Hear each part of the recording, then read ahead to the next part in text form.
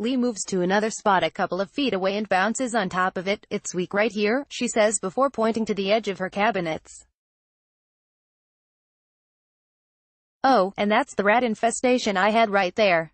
That's what that bite mark there is about." Lee's three-bedroom home on NW 100th Street, just west of Miami Shores, hasn't been the same since the state expanded I-95 into her backyard in the early 90s.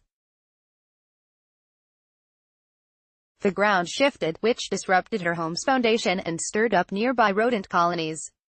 Polluted air leaked in and made the whole place smell like a gas station. Occasionally, cars flew off the road and through the flimsy chain-link fence separating the busiest highway in America from her neighborhood. But the state's solution to the problem actually made her living situation even worse. In 2001, the Florida Department of Transportation, FDOT, erected a 20-foot-tall concrete barrier just 6 feet from Lee's back door, almost close enough for her to reach out and touch. The wall's construction damaged her septic system so badly she could no longer flush toilet paper. Terrified that an 18-wheeler would smash through the barrier and into her home, she stopped cooking at her stove and strategically timed her showers around rush hour, because her kitchen and bathroom are the closest rooms to the interstate. "This project here, I call it the I-95 nightmare," says Lee, a 73-year-old adult educator with short cropped hair and chunky brown eyeglasses. "My whole life has adapted to their inconvenience on me." Worst of all, Lee was supposed to have moved to a quieter neighborhood years ago. In 2002, Lee says, the county agreed to buy her property and the properties of two neighbors, Marianne McMinn and Nathaniel Williams, so they could be relocated to safer housing. But for some reason, that never happened. More than 15 years later, next to a highway carrying 325,000 vehicles per day, the seniors are still living in crumbling homes where they breathe noxious fumes and shell out $1,300 every time their plumbing gets backed up. All three have suffered from chronic health problems they attribute to the interstate, including blackouts, difficulty breathing, and blurred vision. "We're suffering in our golden years," Lee says. "This would have never been an issue had they done what they said. They just absolutely took advantage of us." A New Times review of county records and emails shows exactly what a raw deal the homeowners got. After repeatedly promising to relocate the seniors, county officials instead used the money, nearly $800,000, to beautify the Venetian Causeway and teach a class on pedestrian safety. In a last-ditch attempt to escape the superhighway running through their backyards, Lee, McMinn, and Williams have filed a federal lawsuit against Miami-Dade County and FDOT.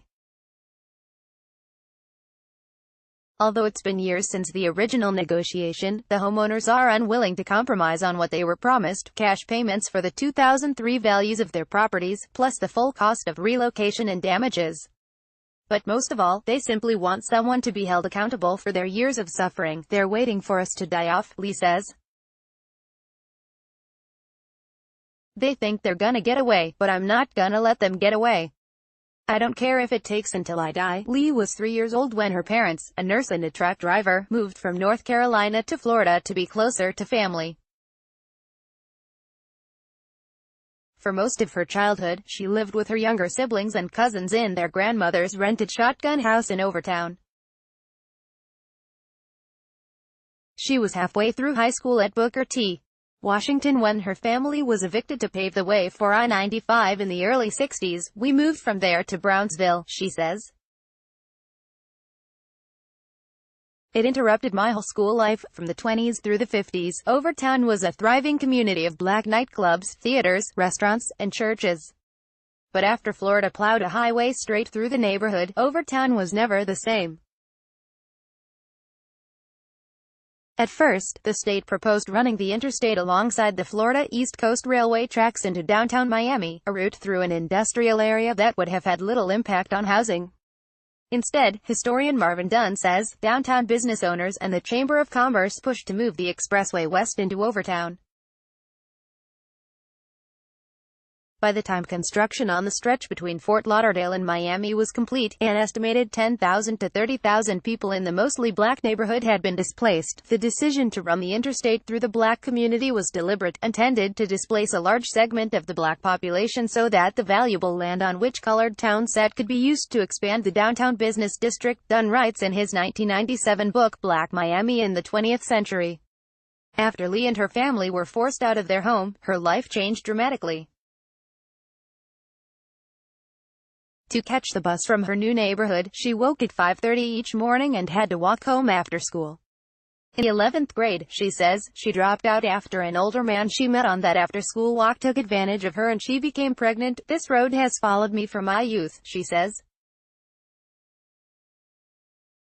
And this road from hell continues to damage my life. After earning her GED in the 70s, Lee landed a job as a reservation agent for Eastern Airlines and began taking college courses to pursue a career in education. She raised her young children in Liberty City until the mid-80s, when rising crime forced her out. I had 3 daughters then, she says, so I didn't want the environment that I saw arising. This road from hell continues to damage my life. Facebook, Twitter. More shares. In 1985, Lee found the perfect country-style home at the corner of NW 100th Street and 6th Avenue. The owners, a sweet, elderly couple who had lived there for decades, told her they'd been holding out for someone just like her, a person who would love their home and take good care of it. Lee bought the house for $35,000 and quickly settled in. At the time, the interstate wasn't close enough to concern her, it was way out there, she says. The backyard was nothing but bushes. Not long after moving, Lee met her next-door neighbor, Mary Ann McMinn. McMinn had lived in the house since she was 11 years old. Her parents bought the 3-bedroom concrete home in 1955, just a few years before I-95 was built. We didn't know anything about no road coming through here in '55, says McMinn, now 74. My dad just picked the house and said he liked it. McMinn's first real beef with the interstate came in 1979, when a car ripped through the back fence, hit her truck, and overturned, just barely missing some gas cans piled in the backyard. She was tormented by the thought that only a few inches separated her family from a massive explosion. For a while, I was kinda numb and didn't know what to do, McMinn says. I took it upon myself to start writing letters to all kinds of senators and governors. Almost always, McMinn's letters went unanswered. Life in the racially diverse, working-class community went on as usual, horns honking, fumes floating, cars flipping. The interstate forced the neighbors to come together. At community meetings, they begged the state for a barrier to protect them from noise pollution and crashes. In 2000, they formed the group Neighborhoods in Action. Lee and McMinn met Nathaniel Williams at one of the organization's first meetings. Up on NW 116th Street, the retired truck driver's 2-bedroom home was crumbling under pressure from the constant roadway vibrations, and his damaged roof seemed to spring a new leak every week. Once, as he walked out of the kitchen with a cup of coffee, the ceiling caved in right where he'd been standing. Had I been there that time, it would have killed me, the 85-year-old Army veteran says. Together, the neighbors became a force for change. They knocked on dozens of doors, rallied local politicians, and badgered the state to release a study about traffic noise. The group's first real success came in 2001, when FDOT finally began building a 5.5-mile barrier. The neighbors were thrilled. Their victory was memorialized in a Miami Herald story headlined, "Squeaky Wheel Gets Noise Wall." After the construction was finished, though, the neighbors realized their problems were far from solved. Although the wall blocked a significant portion of the noise, it was erected dangerously close to several homes. Lee and McMinn enlisted the help of State Rep. Philip Brutus, who wrote an outrage letter to FDOT on their behalf. Leroy Jones, an activist, asked Commissioner Barbara Carey Schuler if the county might buy the houses. In the fall of 2002, Lee, McMinn, and Williams finally got the news they'd been hoping for. Carey Schuler told them about an FDOT grant that could pay for their homes and relocation costs. Best of all, she said the state had already transferred the funding. They should all be able to leave by January 2003. The three homeowners never forgot that moment. The commissioner's words still ring in their ears today. We've got the money. Nathaniel Williams says his house is being shaken apart by constant vibrations. Photo by Kristen Bjornson. At a meeting of the county's Metropolitan Planning Organization, McMahon stepped up to a lectern and introduced herself. My name is Marianne McMahon, and I live at 601 NW 99th Street, the bespectacled redhead said at a November 2007 meeting. I lived there before there was an expressway, but my government has brought it into existence as a destroyer that is now so close to my home that it is no longer livable. I don't consider it a home anymore, she continued, shrugging her shoulders in exasperation. We were promised in 2002 that our homes would be bought, but nothing has happened. For 5 years, Lee and her neighbors had waited endlessly for action, enduring an excruciating exercise in bureaucratic neglect. No one could seem to answer a simple question: what happened to their money? After their meeting with Carrie Schuler in 2002, the homeowners assumed they would be out in no time. They contacted movers, turned over their estimates to the county, and waited for approval. January came and went, and so did February, and as the weeks and months passed, they never did get a moving date. While they waited, the seniors' health continued deteriorating.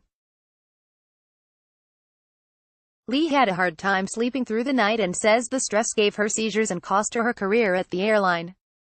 William's gait began feeling wobblier, and he could no longer mow his lawn. McMahon had trouble breathing, especially when she got a whiff of a strong scent like bleach. They kept putting us off. We looked up again, still going through sickness, and it fell through, Lee says. After a while, they just started giving us the runaround. County and state officials contacted for this story pointed the finger at each other or claimed they couldn't remember what happened. FDOT declined to make Miami's Director of Transportation Development available for an interview. But county documents obtained by New Times traced the funding from the early 2000s to present day.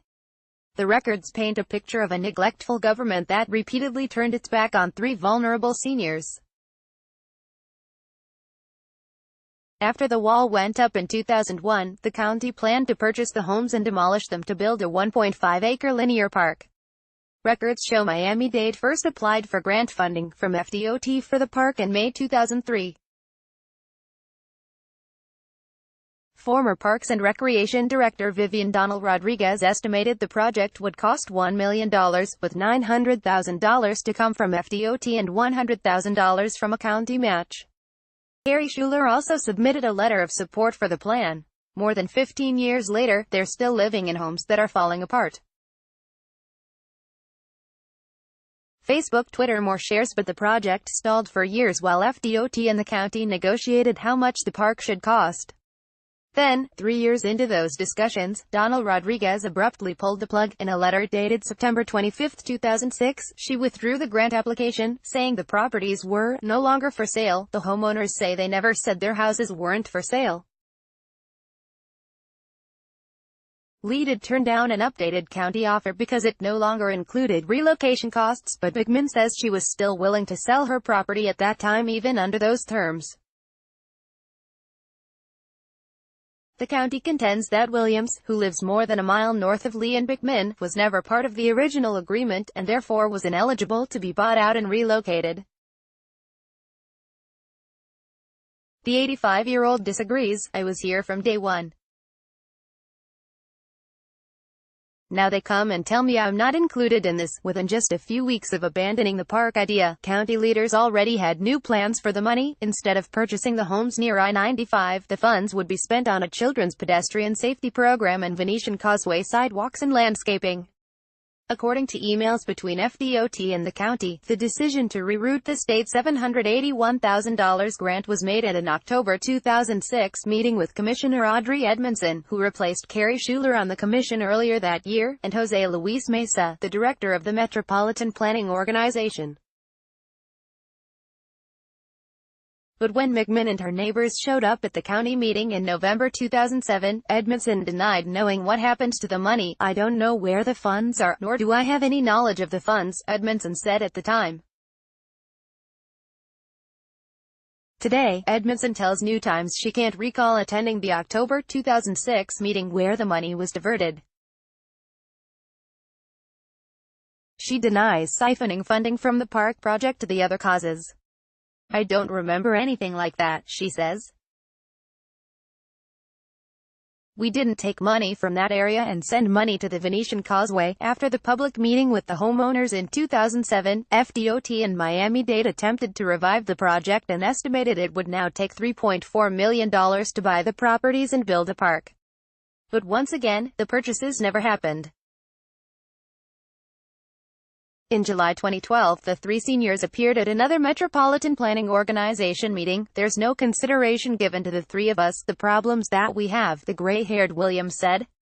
"My house is ruined. There's water in every room there is. These ladies have suffered from heat exhaustion, fumes from the cars on the expressway. I mean, that's no way to live. And you can't do anything? Something's wrong someplace." Following the meeting, the Parks Department offered to buy Lee's and Bickman's properties for market value, but by then, they were worth less than half of what they had been in 2006. The two women rejected the offer. "They wanted to get the value they were originally promised plus moving expenses and damages. I would be in debt, all the money I've lost patching up here and causing hardship," Lee says. "Why didn't they pay up when the market was up?" Edmondson says that after the offer was rejected, there wasn't much else she or the county could do. "The only thing I can do is try and work again with FDOT through the county, but I don't know what their decision is going to be because their position is they offered the market rate and it was not accepted," the commissioner says. Victoria Galan, a spokesperson for the Parks Department, says the county would still consider purchasing the properties to build a new park, but only at the current appraised value. "We are always looking for a place to take concrete and make it green," she says. "If that was something they wanted to bring back to the table, we definitely would look at it." Sybil W.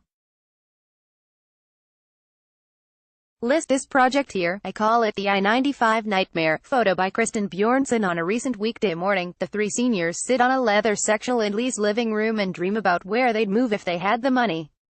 Williams sometimes thinks about starting over in California. McMinn says she'd stay in the neighborhood but pick a home farther from the interstate. Lee would head a bit north to Port Street. "Lucy, I want out of Dade County," she says.